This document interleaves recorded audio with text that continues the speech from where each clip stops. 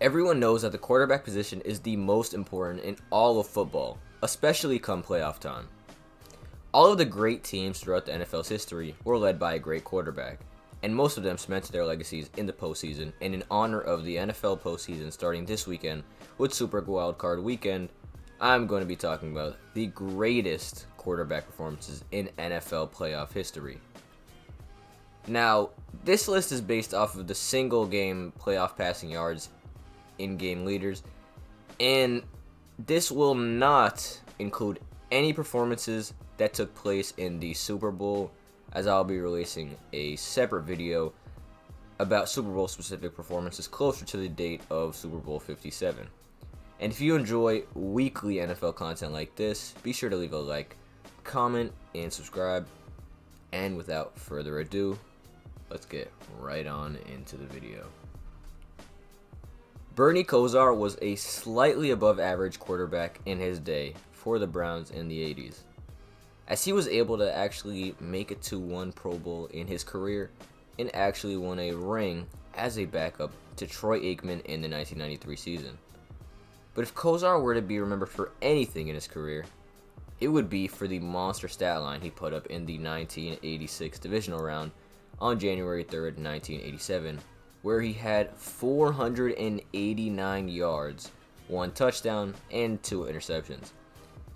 And while the lack of touchdowns and more picks than TDs may look not that great, Kosar did end up coming in clutch as he led a game-winning drive in overtime to win the game 23-20 and advance to the AFC Championship game versus John Elway and the Denver Broncos, where they actually lost 23-20, which is, funny enough, the same score they won by the previous week versus the New York Jets.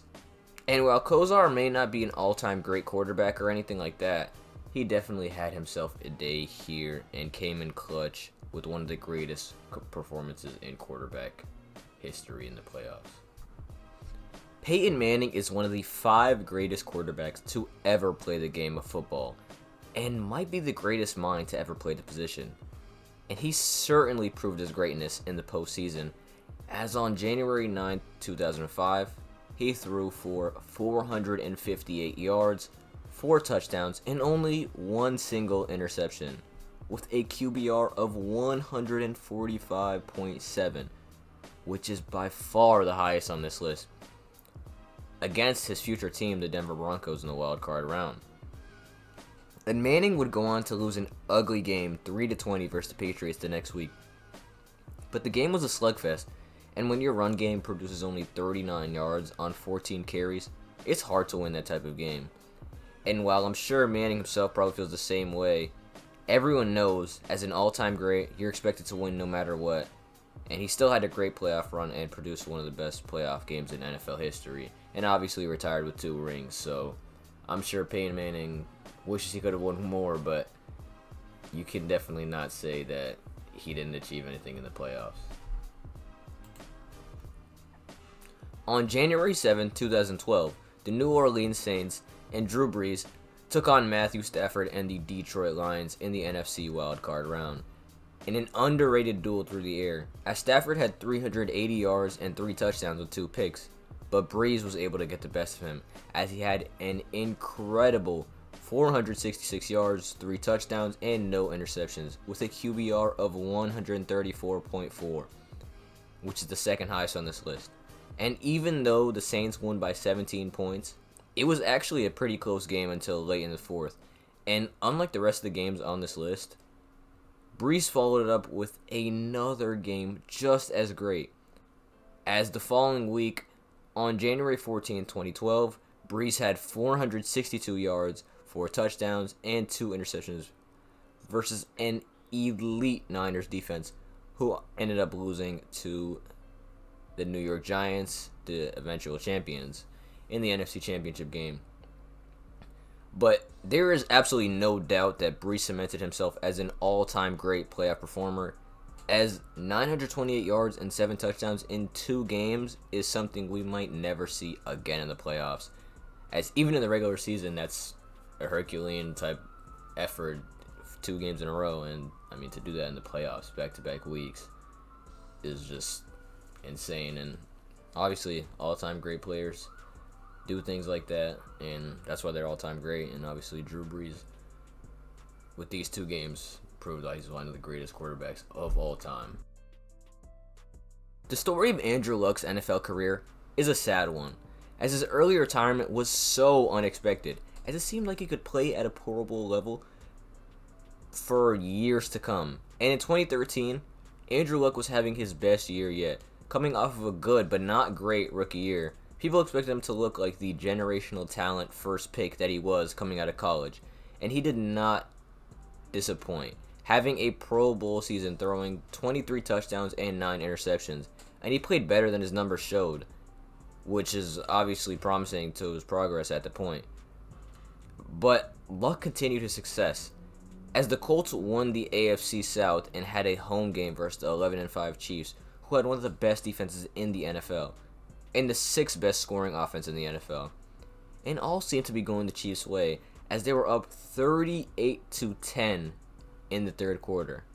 And Luck had been having a terrible game with some early interceptions, but Luck and the Colts defense flipped a switch, and they stormed back as the Colts went on a 35-7 run to end the game, and won the game by 1 point with a final score of 45-44.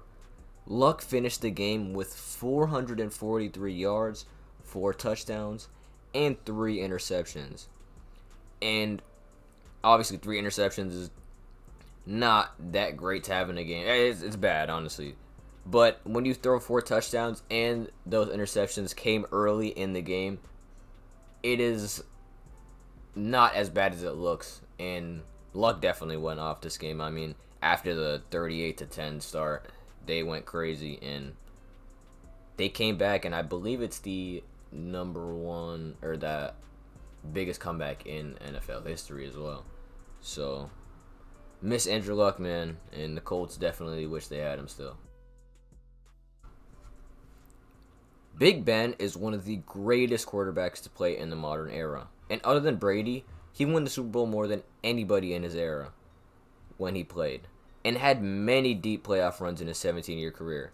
But in his second-to-last playoff game of his career versus the Cleveland Browns, on January 10th, 2021, he had an insane 501 yards and 4 touchdowns with 4 interceptions. And while the 4 interceptions also may seem really bad, they actually honestly were, but they all came early in the game. And the Steelers went down 28-0 in the 1st quarter. And unlike Andrew Luck and the Colts, they just could not come back from this. And they didn't even score a touchdown until late in the 2nd quarter. But in the last 2.5 quarters, Roethlisberger threw 4 touchdowns to only 1 interception, which is obviously great. But, you know, that's 100% filtering out the worst part of the game that he played. And he did almost lead them to a comeback. And the Steelers' offense looked great for the last 2 or so quarters. But a 28-0 start and a 28-point comeback was just too much to overcome, as the Browns ended up winning 48-37. And even though the game started off disastrously, Ben still had an incredible game and still has the most passing yards in a playoff game, excluding the one other 500-yard game that happened in the Super Bowl that I will cover on another day. But that's it for this one, guys. If you enjoyed the video and want to see content like this all playoff long, then subscribe, and don't forget to leave a like and hit that noti bell so you never miss a video. Links will always be down below in the description, and let me know what type of content you guys want to see. I'm still going to be bringing these playoff videos, but as the offseason approaches, I'm going to want to have more ideas for content. So I'm out of here. Peace. LLE out.